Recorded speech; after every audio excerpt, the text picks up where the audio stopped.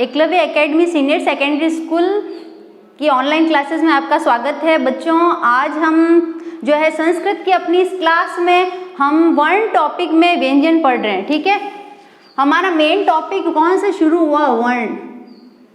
आपको पता ही है इसमें क्या हुआ बच्चों कि कल हमने वर्ण पढ़ा। वर्ण में हमने वर्णों के परिभाषा और उसके प्रकारों को पढ़ा। उसमें हमने स्वर को पढ़ा, है ना। स्वर में हमने अंतस्थ पढ़ा और संयुक्त व्यंजन जो स्वर थे संयुक्त, जिसको हमने संध्यक्षर कहा था कल मैंने जब पिछली कक्षा में आपसे संध्यक्षर वर्ण पढ़े। अब बच्चों क्या है कि जब हमने स्वर पूरे पढ़ लिए फिर हम व्यंजनों को पढ़ने लगे। व्यंजन में हमने स्पर्श व्यंजन पढ़े थे कल। क्या पढ़े थे? स्पर्श व्यंजन। ठीक है, तो आज जो है हम व्यंजन में स्पर्श के बाद नंबर 2 यानी नंबर 2 पे हम क्या पढ़ रहे हैं? अंतस्थ। ये नंबर 2 अंतस्थ व्यंजन। बच्चों, इस स्वर और व्यंजन का आपको ज्ञान होना बहुत ज़रूरी है, क्योंकि आगे हमारी जितनी भी संस्कृत की ग्रामर है, संधि का टॉपिक है, उसमें आपको वर्णों का ज्ञान पूरा होना चाहिए। आपको पता होना चाहिए कि ये स्वर आया, व्यंजन आया, क्योंकि पूरी संधि का टॉपिक जो है वो इसी पे डिपेंड होगा, है ना। कौन सी संधि करनी है आपको हल संधि करनी है या स्वर संधि करनी है, जिसे अर्थ कहते हैं। तो आपको जब स्वरों का और व्यंजनों का ही पूरा ज्ञान नहीं होगा तो आप कैसे करेंगे? तो इसलिए इस टॉपिक को बिल्कुल सीरियस में लेना। आपको ऐसा नहीं बिल्कुल लाइट में कि हाँ ठीक है, नहीं, आपको ध्यान से समझना है। अंतस्थ व्यंजन, इसलिए मैं आपको पहले से ही बोल रही हूँ। स्पर्श व्यंजन हमने पढ़ लिए, कितने थे बच्चों? 25 थे। ठीक है, और अब है अंतस्थ, जिन व्यंजनों का उच्चारण वायु को रोककर अल्प शक्ति के साथ किया जाता है।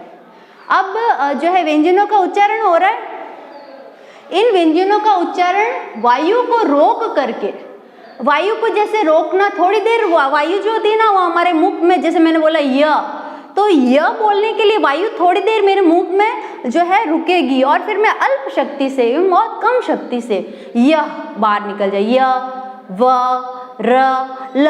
पहले वायु क्या होगी? अल्प शक्ति से रुकेगी, उसके बाद में अल्प शक्ति के साथ ही जो है उसका हम उच्चारण कर लेंगे। जिन व्यंजनों का उच्चारण वायु को रोककर अल्प शक्ति के, कम शक्ति के साथ ही कर सकते हैं। और अंतस्थ कितने हैं? 4 है। य, र, ल, व। इसको यण प्रत्याहार, एक प्रत्याहार होता है यण, उसके अंतर्गत ही आ जाता है। क्या? य, व, र, ल, ल। इसमें एक सीक्वेंसी का ध्यान रखना बच्चों। य, व, र, ल, ल के लास्ट में। कई बार है ना ल बीच में आ जाता है और हम सोचते हैं ये सही है, नहीं, य, व, र, ल, ल लास्ट में। तो ये कौन से व्यंजन हुए? अंतस्थ। नेक्स्ट हम पढ़ रहे हैं ऊष्म, जिन व्यंजनों का उच्चारण वायु को धीरे धीरे रोककर रगड़ के साथ निकालकर किया जाता है।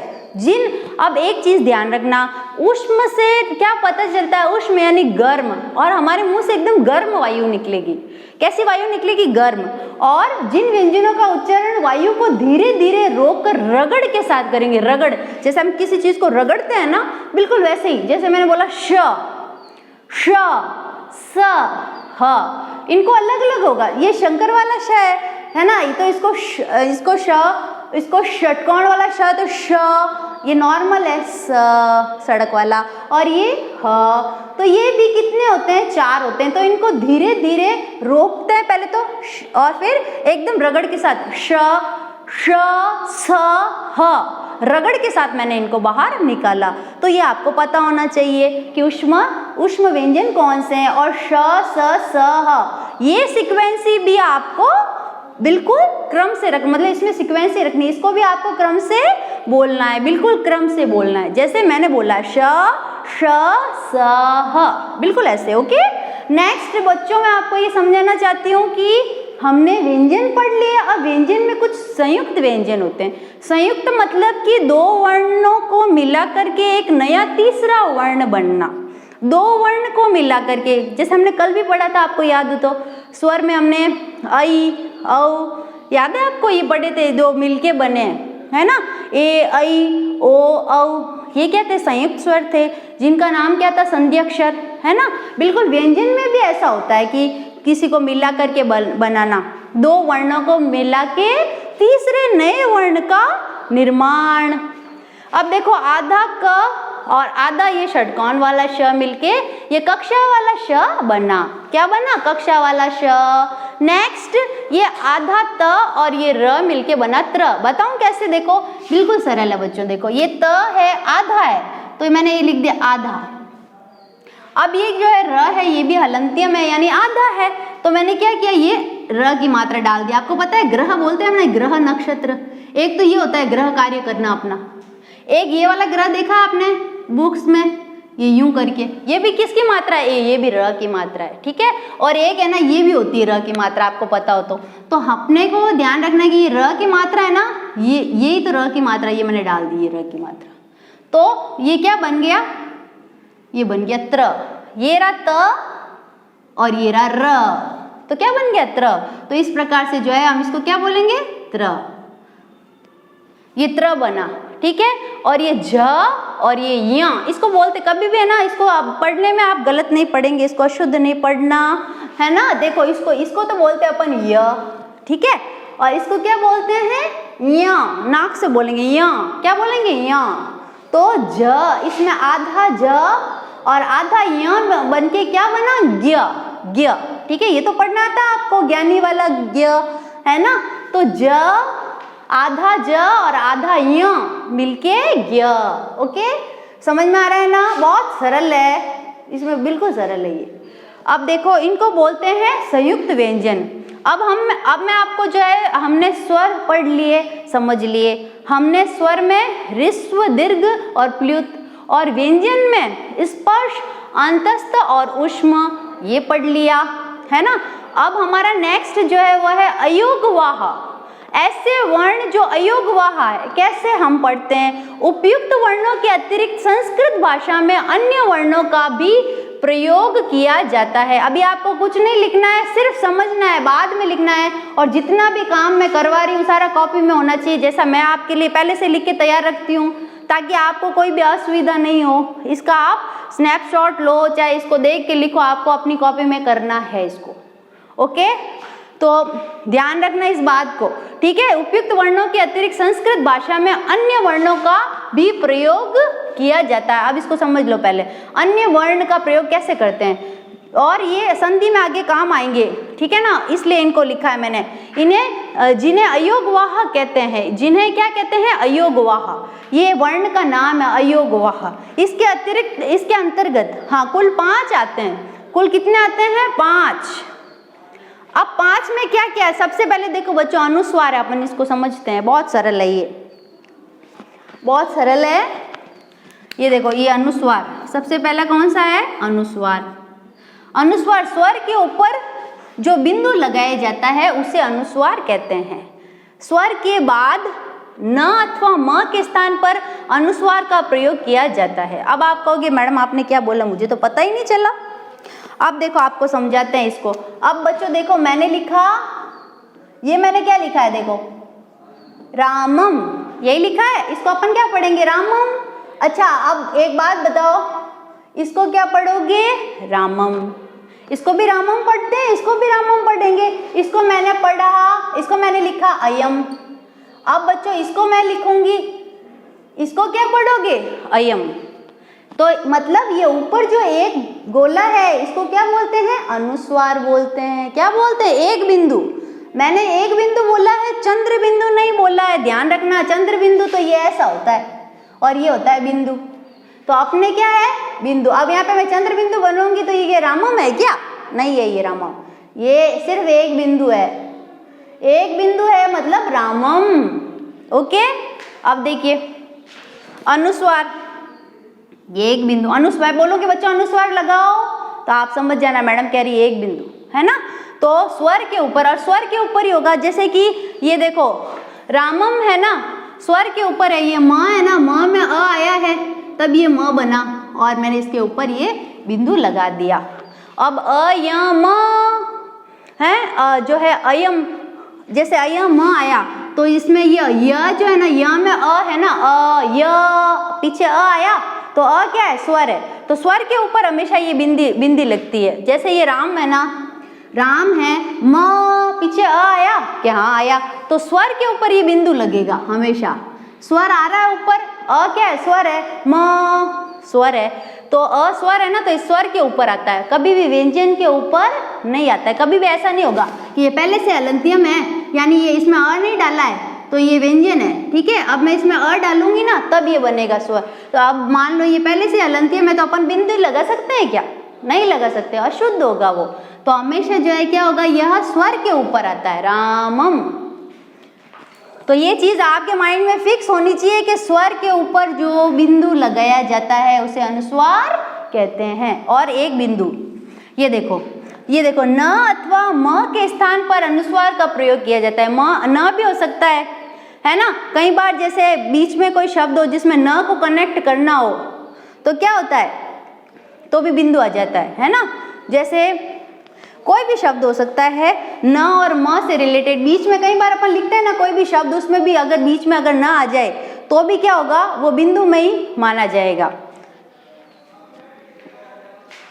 अब देखिए बच्चों, नेक्स्ट जो है इसके अंतर्गत क्या है, अपना मेन तो अपना म पे फोकस रखना है। म ही आता है ज्यादातर, तो आपकी संधि में भी म ही आएगा, मोह अनुस्वार सूत्र आएगा एक उसमें। अब देखो अनुनासिक, इसमें देखो बच्चों यमंगणनम, यमंगणन, इसमें यमंग यमंगणन, ये देखो अनुनासिक ना, यानी क्या लिखा हुआ है अनुनासिक। नासिक का मतलब क्या होता है आपको पता है, ये नाक होता है। क्या होता है? नाक। ये नाक, इस नाक से अपन बोलेंगे यमंगणन। ये किससे बोला मैंने? नाक से बोला है, यानी नाक पे हमने ज्यादा प्रेशर दिया है। तो यमंगणन, ये 5 व्यंजन अनुनासिक माने जाते हैं। पहले वाला तो था अनुस्वार और अब क्या है, अनुनासिक।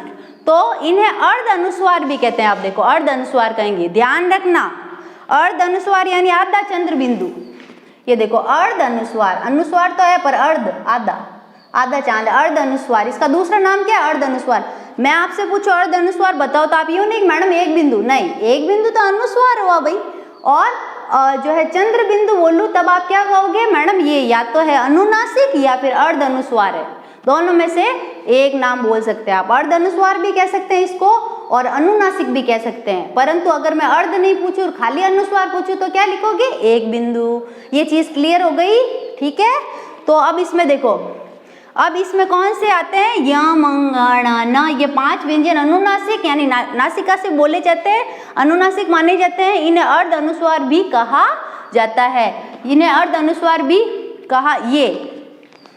कहा जाता है लिखो या फिर ये लिखो, इन्हें अर्ध अनुस्वार भी कहा जाता है, जिसे चंद्र बिंदु के नाम से जाना जाता है, कहा जाता है। लिखती हूं मैं यहाँ पे, ठीक है।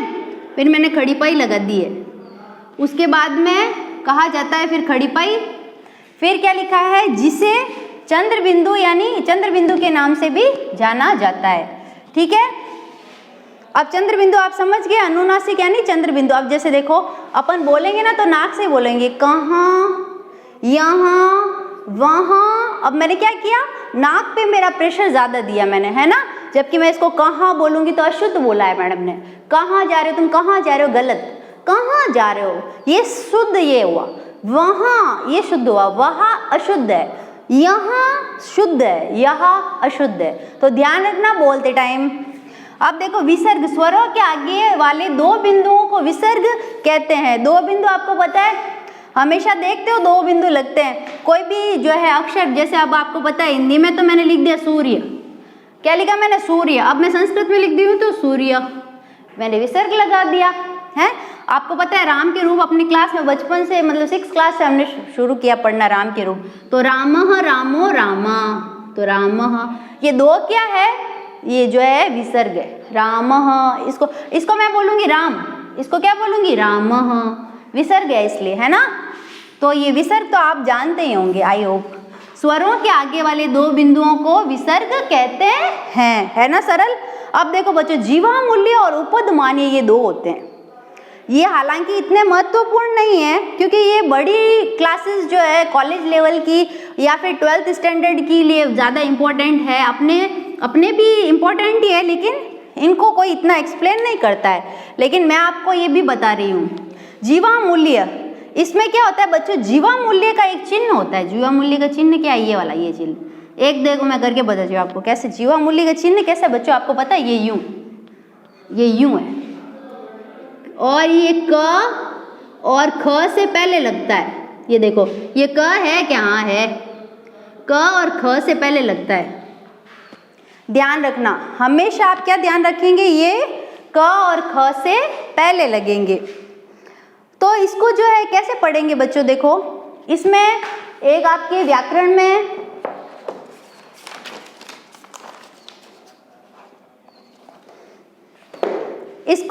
इसको है ना आधा ह बोलते हैं, आधा ह मतलब साइलेंट एकदम ह बोल के छोड़ दिया, हक हक ऐसे बोलते हैं। अब आपको कि मैडम मैं इसको बोलूँ कैसे, आप क ख बोलोगे तब तो वो व्यंजन हो गया, अयोग वह कहाँ हुआ। लेकिन अगर मैंने बोला हक हक हक तो ये मैं अयोग वह बोल रही हूँ, है ना। देखो क और ख से पूर्व, हाँ ये देखो क और ख से पूर्व अर्ध विसर्ग सदस्य, इसको क्या बोलते हैं बच्चों, अर्ध विसर्ग। आप कहोगे मैडम ये विसर्ग तो ऐसे होता है ना, नहीं ये विसर्ग ऐसे होता है परंतु इसको क्या कहेंगे, अर्ध विसर्ग सदस्य, यानी उसके समान चिन्ह को जीवा मूल्य कहते हैं। अब देखिए ध्यान रखना ये सारी ग्रामर पहले से ही तय है, मैं तो आपको सिर्फ क्या कर रही हूँ, पढ़ा रही हूँ। व्याकरण के पंडित कौन है, भगवान पाणिनि। भगवान शिव ने अपना डमरू बजाया था और उससे 14 माहेश्वरी सूत्र निकले थे। उन 14 माहेश्वरी सूत्र जो है, उन 14 माहेश्वरी सूत्र से इन्होंने 3678 व्याकरण सूत्र बना दिए थे। किसने, भगवान पाणिनि ने। और वो सारे ही हम पढ़ रहे हैं, संधि में हमने बहुत सारे सूत्र पढ़ते हैं, जितनी भी व्याकरण है वो सब भगवान पाणिनि की देन है। तो ये सब भगवान पाणिनि ने फिक्स किए हैं, मैं तो सिर्फ आपको क्या कर रही हूँ, समझा रही हूँ, ठीक है। तो ये क्या लिखेंगे, हक्क हक, क और ख से पूर्व अर्ध विसर्ग सदस्य चिन्ह को जीवा मूल्य कहते हैं। अब देखो बच्चों उपदमानीय, इसमें भी ये चिन्ह आता है, ये वाला, ठीक है। इसका प्रयोग प और फ से पूर्व अर्ध विसर्ग सदस्य रूप में करते हैं। आपको कुछ नहीं बोलना है, आपको यही बोलना है कि इसका प्रयोग जो है, इसका तो क ख से पूर्व और इसका प फ से पूर्व, और इसको क्या पढ़ेंगे, हप और हप ऐसे पढ़ेंगे। प फ पढ़ नहीं सकते, हप हप, ह थोड़ा सा बोलना, हल्का सा, ह पूरा भी नहीं बोलना है, ओके। तो प और फ से पूर्व इसको अर्ध विसर्ग के रूप में करते हैं, ठीक है।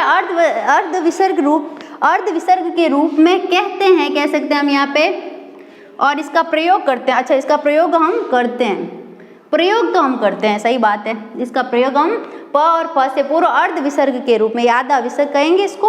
और ये इसका चिन्ह है, ये वाला अंडरलाइन कर रही हूँ मैं, अंडरलाइन नहीं करती हूँ क्योंकि आप अंडरलाइन खुद भी कॉपी में कर दोगे कहीं, इसको आप ऐसे कैसे लिख देना। अब देखो स्टूडेंट्स, अब इसमें मैं आपको ये बताना चाहती हूँ कि आगे जब हम पढ़ेंगे ना कल, तब हम है ना अल्प प्राण और महाप्राण पढ़ेंगे, एक अल्प प्राण और महाप्राण। अब वर्णों की, ये जो मैंने वर्ण टॉपिक पढ़ा है आपको, इतना पढ़ा है ना, अब ये इतना वर्ण टॉपिक जो है वो किस सूत्र से शुरू हुआ, यानी इस वर्ण टॉपिक का जन्मदाता कौन है, कौन सा ऐसा माहेश्वरी सूत्र है जो कि इस वर्ण टॉपिक, ये सारा पढ़ा है ना मैंने, इतना मैटर, इसका जन्मदाता इस किससे निकला है, ठीक है। जैसे हमारे जन्मदाता कौन है, हमारे माता पिता है ना, बिल्कुल वैसे ही। तो वो माहेश्वरी सूत्र आपको नेक्स्ट क्लास होगी ना इसके आगे, उसमें मैं लिखवा दूंगी, ठीक है। और अल्प प्राण और महाप्राण भी मैं पढ़ाऊंगी इससे नेक्स्ट जो हमारी क्लास होगी। तो इससे पहले मैं आपको एक बार माहेश्वरी सूत्र बोल के बता देती हूँ, ताकि आपके कानों में एक बार सुना हुआ लगे तो आपको वो जो है अच्छा लगेगा कि हाँ मैडम ने ये चीज़ सुनाई थी हमको, अभी जो पढ़ा रहे हैं वो सुनाई थी। तो मैं आपको सुना देती हूँ आज माहेश्वरी सूत्र। अ इ उण ऋ ऋक ए ओंग ऐ औच है वरट लण यमंगणम जबय गर्दस जब गर्दस खफ छट थच तटव कपय शश शर हल। ये कितने हुए, 14 हुए, वापस सुन लो। अ इ उण ऋ ऋक ए ओंग ऐ औच है वरट लण यमंगणम जबय गर्दस जब गर्दस खफ छट थच तटव कपय शश शर हल। ये 14 हैं, ठीक है। तो ये आपके आज की क्लास को हम यहीं पे विराम देते हैं। बहुत बहुत धन्यवाद।